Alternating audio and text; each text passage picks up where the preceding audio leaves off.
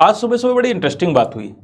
आज हम सब लोग ऑफिस में बैठ के काम कर रहे थे, तभी मैं और मेरे कलीग्स जो हैं सबका मोबाइल फ़ोन एक साथ बजने लगा। चेक किया तो पता चला कि एक स्पेशल तरह का मैसेज फ्लैश कर रहा है, इमरजेंसी अलर्ट मैसेज। और ये मैसेज केवल लखनऊ में नहीं मिला है, ये मैसेज इंडिया के जितने भी स्टेट्स हैं, सारे स्टेट्स की सारी कैपिटल्स यानी राजधानियों में जितने भी लोग थे, सबको इस तरह के मैसेजेस आए हैं। और इस मैसेज में ये लिखा था कि घबराने की फ़िलहाल कोई ज़रूरत नहीं, ये टेस्ट मैसेज है यानी टेस्टिंग चल रही है। तो थोड़ा-सा रिसर्च करने का मन किया कि चलो पता करें ये क्या मामला है, माजरा क्या है और क्या करने जा रही है गवर्नमेंट। तो पता चला कि ये स्पेशल तरह का मैसेज है और ये तब भेजा जाएगा जब आपके आस-पास आप जिस एरिया में उस एरिया में कोई डिज़ास्टर आने वाला हो, कोई आपदा आने वाली हो। तो फिर मन में विचार आया कि फिर एसएमएस ही भेज देते हैं। एसएमएस तो भेजे ही जाते हैं, तो एसएमएस से आप जानकारी दे देते हैं। तो रिसर्च की थोड़ी, और जब रिसर्च की तो पता चला कि देखो भाई एसएमएस जो है, एसएमएस के साथ कुछ प्रॉब्लम्स हैं। जब एसएमएस से आपको चेतावनी भेजी जाती है, तो उसके साथ समस्या होती है कि फिर वो जो रिसीवर है, उसके मूड पर निर्भर करता है। उसने अगर एसएमएस रीड कर लिया, पढ़ लिया, तब तो वो बच जाएगा। अगर वो रीड नहीं किया, रात के 2 बजे एसएमएस भेजा गया क्योंकि रात के 2 बजे भूकंप आ रहा है, तो ऐसी स्थिति में बहुत वो मैसेज को भेजना या ना भेजना एक बराबर हो जाएगा। तो ये समस्या तो एसएमएस में बनी रहती है। और ये जो हमारे जो ब्रॉडकास्ट मैसेजेस आए हैं, ये बिल्कुल क्या है, एकदम लाउड स्पीकर की तरह है कि आप सो रहे हो, जग रहे हो, आपका मोबाइल फ़ोन जो है वो किसी भी मोड में हो, चाहे वो साइलेंट मोड में ही क्यों ना हो, वो बार-बार बजना शुरू कर देगा और आपको हर हालत में अलर्ट करके ही छोड़ेगा। यानी कि आज की तारीख ऐसी हो गई, ऐसा का जीवन ऐसा हो गया कि इंसान जो है मोबाइल फ़ोन लेकर सोता है और लेकर ही चलता है। तो ऐसी स्थिति में इस चीज़ का बड़ी कम संभावना रहती है कि आपका मोबाइल फ़ोन बहुत तेज़ से आवाज़ कर रहा है, मैसेजेस फ्लैश कर रहे हैं और आप इस चीज़ को इग्नोर करें। अच्छा, मैसेज भी बड़ा ऐसा इंटरेस्टिंग बना है, इसको इंग्लिश में और लोकल लैंग्वेज में, यानी कि अगर तमिलनाडु में ऐसे गया है तो वहाँ की साउथ इंडिया की लैंग्वेज में तमिल में लिखा हुआ है। और अगर इंडिया में अगर हम कहें कि दिल्ली में ये मैसेज भेजा गया तो दिल्ली में इंग्लिश के साथ हिंदी में, यानी कि आम आदमी जो है वो उसको मैसेज को आसानी से पढ़ सके अपनी लोकल लैंग्वेज में या इंग्लिश में। साथ ही साथ ये मैसेज बोल कर भी बता रहा है, यानी कि इसमें रिकॉर्डेड मैसेज भी है कि आप अगर दृष्टिबाधित हैं, यानी कि आपको दिखाई नहीं पड़ता है, आपकी आंखें कमज़ोर हैं, तो ऐसी स्थिति में आप सुनकर भी ये समझ सकते हैं कि डिज़ास्टर आ रहा है। तो ये मैसेजेस जो है बड़ा इंटरेस्टिंग एक तरीके से डेवलप किए गए हैं। और इन मैसेजेस की खास बात तो किसी भी कंडीशन में, यानी कि हमने देखा कि जब डिज़ास्टर आता है तो एक समस्या होती है कि जो मोबाइल नेटवर्क है वो सारे के सारे जाम हो जाते हैं। यहाँ पर ये मैसेज को इस तरह से डिज़ाइन किया गया है, इसके लिए डेडिकेटेड पाथवे बनाया गया है, जो कि नॉर्मल मोबाइल फ़ोन के जो नेटवर्क्स हैं उनसे बिल्कुल अलग है। तो नॉर्मल कन्वर्सेशन जो है वो मोबाइल फ़ोन के अदर तरीकों से होती रहेगी, लेकिन इस मैसेज को जब भी रिलीज़ किया जाएगा तो ये सबको सुपरसीड करके आपके नेटवर्क तक पहुँचेगा ही पहुँचेगा। इसमें एक और ख़ास बात है कि ये मैसेज जो है एसएमएस से थोड़ा-सा अलग होता है, क्योंकि एसएमएस भेजने के लिए उस एरिया में जो लोग हैं उनका फ़ोन नंबर की ज़रूरत होती है। फॉर एग्ज़ाम्पल, आप सोचिए कि दिल्ली का एक आदमी जो है चेन्नई यानी तमिलनाडु के कोस्ट पे खड़ा है, तट पे खड़ा है। अब उसका नंबर तो दिल्ली का है और वो खड़ा कहाँ है? तमिलनाडु के कोस्ट पे, और मान लीजिए सुनामी आने वाली है। तो अगर हम एसएमएस के ज़रिए अदर तरीके से उस एरिया के लोगों को सचेत करना चाहें तो केवल लोकल एरियाज़ को ही एसएमएस मिलेगा, क्योंकि नंबर वो लोकल है। यहाँ पर ये काम बिल्कुल अलग ढंग से करता है। पहली बात, ये काम ऐसे करता है कि सब जो भी व्यक्ति उस एरिया में है, जो उस सेल टावर में है जहाँ पर आपदा आने वाली है, इससे मतलब नहीं वो देश के किस कोने से वहाँ पहुँचा है, उसको मैसेज मिलेगा, अलर्ट मिलेगा ही मिलेगा। इससे फ़र्क नहीं पड़ता कि वो दिल्ली का है या चेन्नई का है। दूसरा, एसएमएस भेजने में दिक्कत होती है कि एसएमएस को क्यू के तौर पे यानी कि एक पंक्ति में, एक रेखा में भेजा जाता है, यानी एसएमएस एक-एक करके लोगों तक पहुँचते हैं।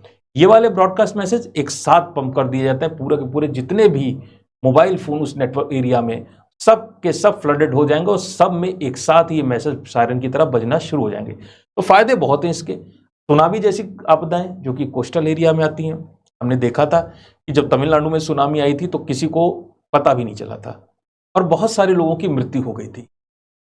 यहाँ पर आपको आधे 1 घंटे पहले तक जो है इस तरह की सुनामी जैसी आपदाओं की सूचना मिल जाएगी। देखिए, जो डिज़ास्टर होते हैं, सारे के सारे डिज़ास्टर एक जैसे नहीं होते हैं। सारी आपदाएँ एक जैसी नहीं होती। सुनामी जैसी आपदाओं की वार्निंग आधे घंटे, 1 घंटे, 15 मिनट पहले दी जा सकती है। लेकिन कुछ आपदाएँ हैं जैसे कि अर्थक्वेक। अब जापान में ये वाला जो सिस्टम हमने अभी लागू कर रहे हैं, जापान में पहले से ही चल, तो जापान में लोगों को 15 सेकंड पहले से लेकर 45 सेकंड पहले तक भूकंप आने की पूर्व चेतावनी मिल जाती है। इससे फायदा क्या होता है, 15 से लेकर 45 सेकंड तो आप सोचोगे कि बड़ा कम टाइम है, बहुत ज्यादा टाइम होता है। खासकर भूकंप जैसी आपदा में इतना टाइम काफी होता है कि आपको अगर कहीं निकलने का मौका ना मिले तो कम से कम किसी सेफ एरिया के नीचे आप जाकर छुप जाइए, ताकि अगर ऊपर से कोई सामान गिरे तो उसके से दबने से कुचलने से आपकी मृत्यु ना हो। तो इस तरह से जापान ने बहुत सारे लोगों की जान बचाई है, इस तरह के पहले अर्जेंट मैसेज भेज के। इसके अलावा इंडिया जैसे देशों में ग्लोबल वार्मिंग की वजह से पिछले कई सालों में हमने देखा कि भारत में बिजली गिरने की घटनाएं लगातार बढ़ती जा रही हैं। डाउन टू अर्थ तो बताती कि भारत में बिजली गिरने की घटनाएं 400% तक बढ़ गई हैं। यानी कि आज की तारीख में बादल गरजते हैं और गरजने के साथ बरसते हैं और बरसने के साथ साथ बिजली भी गिरा रहे हैं। तो बचना बड़ा मुश्किल है। भारत में कैजुअलिटी रेट बहुत ज्यादा बढ़ रहा है, खासकर उन लोगों के लिए जो खुले में काम करते हैं, जैसे हमारे किसान भाई जो कि खुले में काम करते हैं। अगर इनको समय से पहले अगर मिल जाती है आपदा की चेतावनी कि बिजली गिरने वाली है आपके एरिया में, तो ये किसी सेफ जगह पर जा सकते हैं, किसी घर के अंदर जा सकते हैं। और घर के अंदर अगर आप बैठे हुए हैं तो आपके ऊपर बिजली गिरने की संभावना बहुत कम हो जाती है। और अगर जिस घर में आप बैठे हैं अगर उसमें बिजली गिर भी गई तो बिजली घर पे गिरती है और घर से ही बाहर निकल जाती है, अंदर बैठा आदमी मोर और लेस सेफ रहता है। तो इस तरह से हम ओपन एरियाज में काम करने वाले वर्कर्स को बचा सकते हैं। इसके अलावा सोच के देखिए, एक सिनेरियो सोच के देखिए कि वो हॉस्पिटल है, किसी इंसान की सर्जरी होने वाली है, डॉक्टर तैयारी कर रहे हैं कि चलो इसको बेहोश करते, इसको एनेस्थीसिया बेहोशी की दवा देते हैं, और उसी वक्त जो है उसको मैसेज वहां पे फ्लैश करना शुरू कर देता है, स्टाफ को पता चल जाता है, स्टाफ अलर्ट हो जाता है कि अर्थक्वेक आने वाला है, सर्जरी अबॉर्ट कर दी जाती, पोस्टपोन कर दी जाती, पेशेंट की जान बच जाती, क्योंकि एक बार बेहोशी की दवा देने के बाद चलती हुई सर्जरी को रोकना बड़ा मुश्किल हो जाता है। तो इस तरह से हम बहुत सारे पेशेंट्स की जान बचा सकते हैं, बुजुर्गों की जान बचा सकते हैं। और साथ ही साथ अभी हम कह रहे थे पीस का टाइम चल रहा है, शांति का समय है, तो इस तरह के मैसेज का कोई मतलब उतना ज़्यादा समझ में नहीं आता है। आपदाएं भी कौन सा भूकंप रोज रोज आता है, लेकिन हमारा पड़ोसी देश तो ये हमेशा हमारे साथ बैठा हुआ है। अभी अभी पिछले साल हम लोग ऑपरेशन सिंदूर लड़कर आए हैं उसके साथ, और हम देख रहे हैं ईरान और अमेरिका का वॉर चल रहा है। इसके अलावा ईरान और इसराइल का वॉर चल रहा है, लगातार मिसाइलें ईरान फायर करता है इसराइल पे, इसराइल ईरान पे फायर कर रहा है। तो इसराइल अगर हम कहें ईरान से तो उसका वार्निंग सिस्टम ज़्यादा बेटर है, रोबस्ट है, लेकिन फिर भी देखते हैं कि ईरान की कोई ना कोई मिसाइल किसी ना किसी नागरिक को निशाना बना लेती। जब कभी भी आने वाले समय में अगर ऐसा कभी होता है कि इंडिया की लड़ाई हो जाती है लार्ज स्केल पर और हमारे शहरों पर बम बॉम्बार्डमेंट होने लगता है, बम गिरने लगते हैं या मिसाइलें आने लगती हैं, तो दो ही तरीके अब बचे। एक ही तरीका अभी तक था, और वो तरीका था कि सायरन की आवाज़ के जरिए लोगों को बचाना, यानी लोगों को सचेत करना कि आपके एरिया में बम गिरने वाला है। अब वो काम सायरन के साथ साथ ये मैसेजेस भी करेंगे। तो बहुत ही बेटर टेक्नोलॉजी है ये, हमें पीस टाइम में हेल्प करने वाला है। यही टेक्नोलॉजी हमें वॉर टाइम में हेल्प करने वाली है। इस टेक्नोलॉजी की खास बातें एसएमएस की तरह स्लो नहीं है, फास्ट एकदम, पूरी बहुत फुल पावर में ये अलर्ट जो है सबके मोबाइल फोन पर एक साथ जाता है, इसलिए सबके सब लोग अलर्ट हो जाते हैं। ये जियोग्राफिक सेंसिटिव है, यानी कि किसी स्पेसिफिक है कि किसी पर्टिकुलर जियोग्राफी में रहने वाले लोगों तक ये मैसेज पहुंचेगा, पूरे देश को डिस्टर्ब करने की इसको ज़रूरत नहीं। जहां पर सुनामी आने वाली वहीं के लोगों को पता चलेगा, बाकी के लोगों को कोई भी इससे डिस्टर्बेंस नहीं होगा। तीसरी खास बात, टाइम जो सबसे पहले अलर्ट मिल जाएगा तो लोग दौड़कर अपनी जान बचा सकते हैं, उस इसीलिए बनाया भी गया है। चौथी खास बात, आपका फ़ोन साइलेंट पर हो कोई फ़र्क नहीं पड़ता, मैसेज अपना काम करेगा। आपके मोबाइल के सारे सिस्टम को ओवरराइड करके ये मैसेज अपना सायरन बजाना शुरू कर देगा और आपको बोलकर और रिटर्न तरीके से आपको अलर्ट कर देगा। तो इन सारी की सारी खूबियों के साथ साथ ये मैसेज पीस और वॉर टाइम में हमारे देश के नागरिकों को अलर्ट करेगा।